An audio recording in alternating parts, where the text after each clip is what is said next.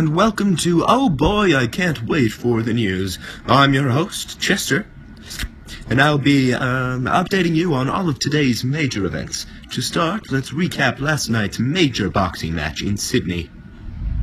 Breaking news, Jack Johnson, no, wait, Steve the fighter won. Steve the fighter, okay. Jack Johnson becomes the first African-American to become a heavyweight boxing champion, defeating previous champion Tommy Burns. Thank you for that recap, Mr. Ruff. Looks like we're starting this decade with some knockout social progression. Am I right? Okay, well, why don't we give the time over to our economics department? Now, let's see here. Miss Swenson.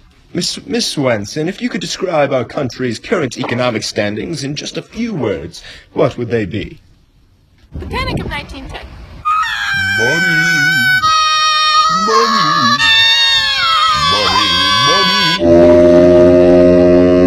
We're in an economic depression, everyone. Well, while we are on the topic of depression, it is with great sadness that I must relay to you the events that took place in one of the greatest tragedies in American history, the sinking of the unsinkable Titanic. Here's a brief review of the events that took place in the Mid-Atlantic last week. But this ship can't sink.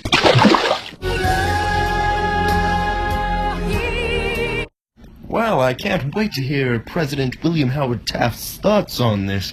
It could make or break his presidency, as he's not doing so hot right now. Let's take it out to the field. Give it to reporter Ruff to tell us what's going on in our country today.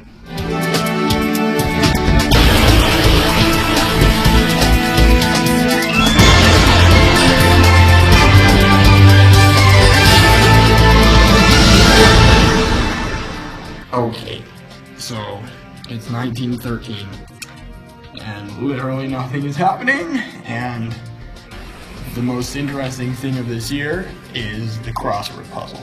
So, what's this 6-letter word for normal?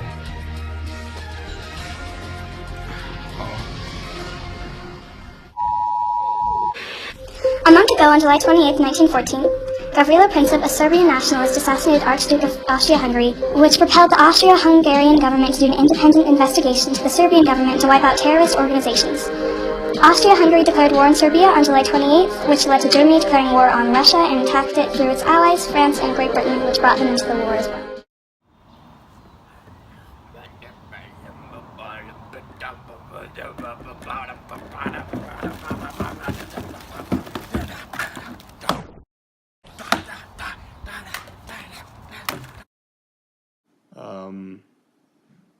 Okay. Let's cut to our reporter in the field, Miss Swenson, here to talk to us with Mr. Tommy Burns about a new epidemic that we hear is spreading around. Okay, we're filming. Hi, thanks, Chester. So, I'm out here in the field, and there's this epidemic that swept the nation. It's called influenza. There's a lot of symptoms like sore throats and chills, coughing. It's terrible. Fevers even.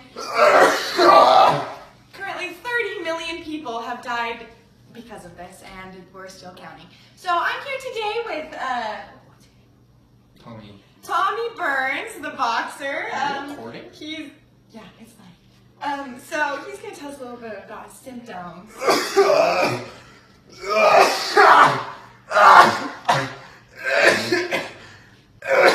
Sorry.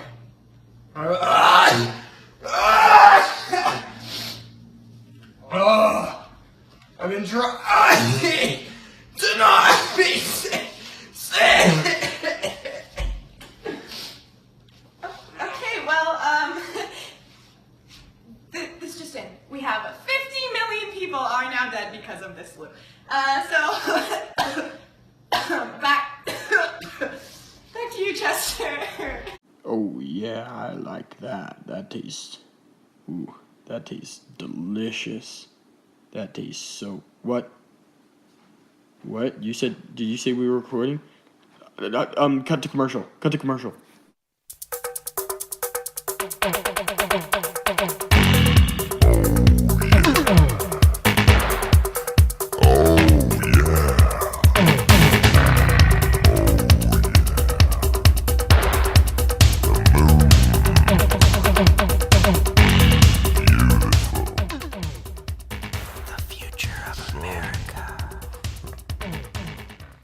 Alright, we're back. Sorry about that, folks. We just had a couple of difficulties. Now to send you to our reporter and her voice, Miss Burton, talking about women's rights.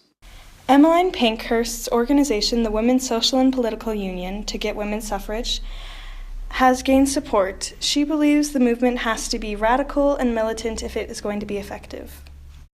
Thank you so much, Annie. Well, that's all the time we have. Thank you for joining us on this episode of Oh Boy, I Can't Wait for the News.